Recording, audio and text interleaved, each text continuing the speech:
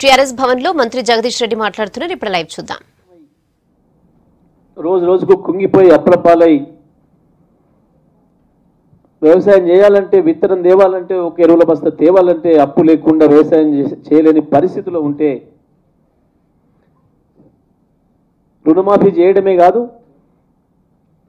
తెలంగాణ రైతు అప్పే లేకుండా వ్యవసాయం చేసే పద్ధతుల్లో ఉండాలి అని చెప్పి ఆ రోజు రావాలని చెప్పి ఎకరానికి 8,000 రూపాయలు ప్రతి సంవత్సరం పెట్టుబడి మద్దతునిచ్చే పథకాన్ని ప్రారంభించి మొదటి పంటకు 4,000 రూపాయల చొప్పున ఇచ్చి రెండో పంటకు మళ్ళీ 4,000 రూపాయలు ఇచ్చే కార్యక్రమాన్ని కూడా అడ్డుకోవడానికి కాంగ్రెస్ పార్టీ కుట్రలు చేస్తుంది. తెలంగాణ రైతాంగం అందరూ కూడా కాంగ్రెస్ పార్టీ నైజమేందో అర్థం చేసుకోవాల్సిన అవసరం ఉంది. కాంగ్రెస్ పార్టీ కుట్రలు తిప్పికొట్టాల్సిన అవసరం ఉంది. ప్రజల్లో ఎండగట్టాల్సిన అవసరం ఉంది.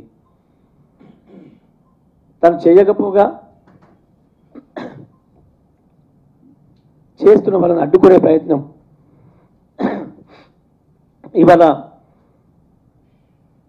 చీరల పంపిణీ అయినా చెక్కుల పంపిణీ అయినా అది టీఆర్ఎస్ పార్టీ చేయడం లేదు, ప్రభుత్వం వైపు నుంచి ప్రభుత్వ అధికారులు చేసే కార్యక్రమం. మరి ఈ కార్యక్రమాన్ని కూడా అడ్డుకుంటుందంటే కాంగ్రెస్ పార్టీ బహుశా రేపు 1,000 రూపాయల పెన్షన్లు 1,500 పెన్షన్లను కూడా ఆపాలని చెప్పి డిమాండ్ చేస్తుందేమో అన్న అనుమానం కూడా మాకు వస్తూ ఉంది. కాంగ్రెస్ పార్టీ రోజు రోజుకు తెలంగాణలో గెలమలేమన్న విషయం అర్థమైపోయిన తర్వాత తెలంగాణ ప్రజల పట్ల తెలంగాణ ప్రజలందరూ కేసీఆర్ వైపు ఉన్నారని టీఆర్ఎస్ వైపు ఉన్నారని ఒక కక్షపూరిత ధోరణితో ఈ రకంగా ప్రభుత్వ అభివృద్ధి కార్యక్రమాలని అడ్డుకునే ప్రయత్నం చేస్తూ ప్రతి క్షణం ప్రజాద్రోహిగా బయటపడుతుంది. ప్రత్యేకించి నల్గొండ జిల్లాలో 1972లో ఒక్క గ్రామంలో ప్రారంభమైన ఫ్లోరిన్ కాంగ్రెస్ పార్టీ నిర్లక్ష్య వైఖరి వల్ల నెమ్మదిగా 1000 గ్రామాలకు సోకి లక్షలాది మంది జిల్లాలో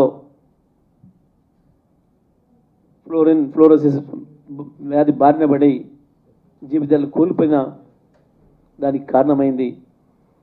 ప్రాజెక్టులు కట్టకుండా ఆంధ్రప్రదేశ్లో ఉన్న నాయకులకు బానిసలుగా తయారై ఏ ఒక్కరోజు కూడా ప్రాజెక్టుల అనుమతుల కొరకు కొట్లాడకుండా ఆ మాటకు వస్తే సాగర్ ఎడమ కాలువ నీళ్ల విషయంలో కూడా వరుసగా దశాబ్దాల తరబడి జరుగుతున్న అన్యాయాన్ని గురించి ఒక్కరోజు కూడా ప్రశ్నించకుండా నల్గొండ జిల్లాకు ద్రోహం చేసిన ఈ కాంగ్రెస్ నాయకులు దాన్ని సరిచేసే కార్యక్రమం ముఖ్యమంత్రి కేసీఆర్ గారి నాయకత్వంలో ఈ 4 ఏళ్లలో విజయవంతంగా కొనసాగింది. గతంలో ఏ ముఖ్యమంత్రి కూడా రాని విధంగా కేవలం 4 ఏళ్లలోనే 20 సార్లు పైగా నల్గొండ జిల్లాను సందర్శించి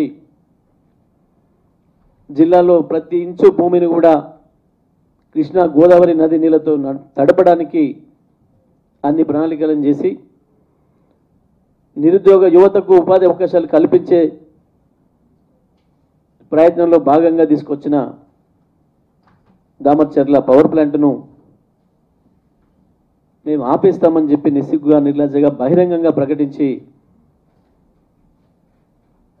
ఇవాళ నల్గొండ జిల్లా ప్రజల చైతన్యాన్ని అవమానపరిచే పద్ధతుల్లో మేము ఏం మాట్లాడినా నడుస్తుంది, మాకు ఎదురు లేదు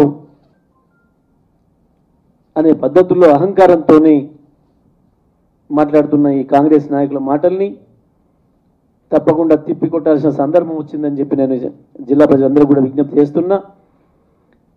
కాంగ్రెస్ పార్టీ నగ్న స్వరూపం ఇవాళ ప్రజలకు అర్థమైంది. వెంకరెడ్డి మాటలతోని